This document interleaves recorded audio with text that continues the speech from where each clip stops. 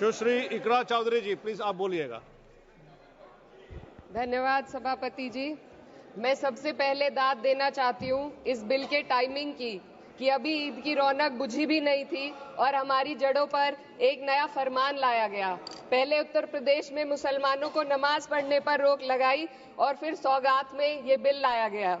निसार में तेरी गलियों पे है वतन, जहाँ चली है रिवाजो गैर कि कोई ना सर उठाकर चल सके।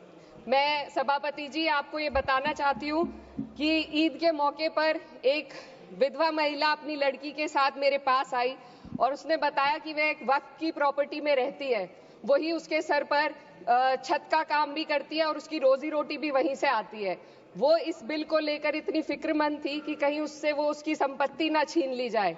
वो अकेली एक ऐसी महिला नहीं है, ऐसे लाखों लोग हैं जो वक्फ की गरीब महिलाएं जो वक्फ की संपत्ति से अपना रोजगार चला रहे हैं। और ये जो वक्फ बाय यूजर क्लॉज के हटाने से लाखों वक्फ की जायदाद अपना स्टेटस खो देंगी और लाखों लोग इसी तरीके के लोग सड़कों पर आ जाएंगे। वक्फ क्या है? वक्फ बाय यूजर क्या है? इसका ये मतलब है कि कोई जायदाद अगर सालों से दीन और भलाई के कामों के लिए इस्तेमाल हो रही हो तो वो खुद ब खुद वक्फ मानी जाएगी। हिंदुस्तान की अदालतों ने भी इस बात को तस्लीम किया है। वक्फ बाय यूजर सिर्फ वक्फ बोर्ड को ही मिली कोई खास सौगात नहीं है, ये बल्कि सभी अन्य धार्मिक ट्रस्टों को परंपरा और यूज के आधार पर बिना किसी डॉक्यूमेंटेशन के धार्मिक चरित्र को डिक्लेयर करने का राइट मिला हुआ है।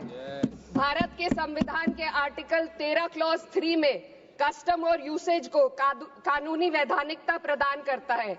इसी आर्टिकल से वक्फ बाय यूजर भी निकला गया है। इस बिल के कानून बनने पर वक्फ बोर्ड तो इस प्रोविजन से हाथ धो बैठेगा, लेकिन अन्य धार्मिक ट्रस्टों को यह सुविधा जारी रहेगी। इससे भारतीय संविधान के आर्टिकल 14 और 15 का सीधा उल्लंघन है, जो धर्म और जाति के आधार पर भेदभाव और कानून के सामने सभी की बराबरी पर जोर देता है। मैं इसके साथ ये भी कहना चाहती हूँ कि सत्ता के लोग जो एक दूसरे की पीठ थपथपा रहे हैं कि वक्फ बाय यूजर का जो अमेंडमेंट इन्होंने दिया उसको एक्सेप्ट कर लिया गया है, लेकिन इनकी शरारत यह है कि उसके साथ ही एक ऐसा प्रोवाइजो इसमें शामिल किया गया जिसके आधार पर यह कहा गया है कि अगर कोई भी वक्फ की संपत्ति विवादित हो तो वो अपना वक्फ स्टेटस खो देगी। तो जो अमेंडमेंट इन्होंने दिया है, जिसको एक्सेप्ट कर लिया गया है, उसका कोई मतलब नहीं है। ये इनकी नीयत है जो साफ जाहिर हो रही है। सोने पर सुहागा एक काम और किया है। सरकार ने वक्फ की कानून के सेक्शन 107 को हटाकर लिमिटेशन एक्ट में 12 साल तक ही किसी के खिलाफ अदालत में जाने का प्रोविजन है। सेक्शन 107 में बोर्ड को लिमिटेशन एक्ट से राहत मिली हुई थी। वक्फ बोर्ड कभी भी अवैध कब्जाधारियों के खिलाफ अदालत जा सकता था।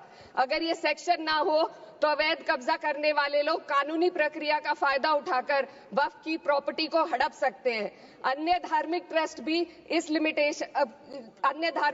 पर भी ये लिमिटेशन एक्ट लागू नहीं होती, तो फिर वक्फ बोर्ड के साथ ये सौतेला रवैया क्यों किया जा रहा है? धर्म को देखकर दोहरी नीति क्यों अपनाई जा रही है? सेक्शन 107 और वक्फ बाय यूजर को अगर एक साथ पढ़ा जाए तो इससे लाखों वक्फ की प्रॉपर्टी पर कब्जा किया जाएगा। इसलिए ये बिल मुसलमान की भलाई का नहीं बल्कि उनके वजूद और विरासत को मिटाने का बिल है। हिंदुस्तान में बहुत सारे धार्मिक ट्रस्ट हैं जिसमें उस खास मजहब के लोग शामिल होते हैं और उसका इंतजाम करते हैं। और ये बात समझ में आने वाली भी है, क्योंकि जो व्यक्ति अपने मजहब के रीति रिवाज को जितना अच्छे से समझ सकता है, किसी अन्य मजहब का व्यक्ति नहीं समझ सकता। आर्टिकल 26 क्लॉज 2 के तहत धार्मिक संप्रदायों को अपने मजहबी इदारों के एडमिनिस्ट्रेशन का हक देता है, लेकिन वक्फ बोर्ड के बारे में इसको उल्टा किया जा। Sir 2 minute sir please 2 minutes. सरकार इसे एक सेक्युलर बॉडी मान रही है और इसमें गैर मुस्लिमों को शामिल करने की बात कह रही है। आपके मुंह से सेक्युलरिज्म की बात सुनकर अच्छा लगा, लेकिन अगले ही पल ये भ्रम टूट जाता है, क्योंकि आपको सिर्फ दान देने के लिए प्रैक्टिसिंग मुस्लिम का आपने क्लॉज डाला है, लेकिन बोर्ड में बैठने के लिए मुस्लिम होने की कोई आपकी क्लॉज नहीं है। तो इससे आपकी जो दोहरी नीति है वो साफ जाहिर होती है। ये वही सरकार है जिसने राम जन्मभूमि ट्रस्ट में ये लिख दिया कि जिला अधिकारी भी अगर होगा तो हिंदू होना चाहिए। कोई मुझे बताए कि वहां पर सेक्युलरिज्म का रस क्यों नहीं घोला गया। सर, आखिर में मैं अपनी बात को खत्म करने से पहले महिलाओं का मुद्दा बार बार उठाया जा रहा है। सरकार का कहना है कि बोर्ड में मुस्लिम महिलाओं को रिप्रेजेंटेशन देंगे। इस कानून से पहले भी मुस्लिम महिलाएं बोर्ड में मेंबर रह चुकी हैं और मिनिमम 2 का प्रोविजन था, उससे ज्यादा भी हो सकती थी। सर, मैं ये कहना चाहती हूँ कि सरकार ने महिलाओं के लिए ऐसा कौन सा नया काम किया जिसका ढिंडोरा सरकार का हर सदस्य पीट रहा है।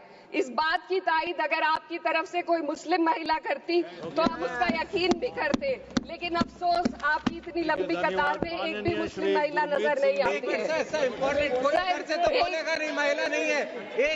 मैं खुद एक मुस्लिम महिला हूँ, मैं सिर्फ एक मैं माइनॉरिटी महिला हूँ। इस सदन में हम सिर्फ 2 महिलाएं हैं और उस नाते से मैं ये बात कहना चाहती हूँ कि इस बिल के माध्यम से मुस्लिम महिलाओं को कुछ नहीं मिल रहा है। ये हमें कुछ नहीं देना चाहते, सिर्फ टोकनिज्म हमारे नाम पर बनाकर एक नैरेटिव मीडिया में चलाना चाहते हैं। तो ये बिल मुसलमान की भलाई का नहीं, उनकी पहचान को मिटाने का है। सर, अंत में मैं बस यही कहना चाहती हूँ कि कागजों की कैद में बस नाम रह जाएंगे, वो जो हमारे थे सिर्फ दावे में रह जाएंगे। इस बिल के द्वारा मीठी ईद के जायके को कड़वा करना, यही असली सौगाते मोदी था। बहुत बहुत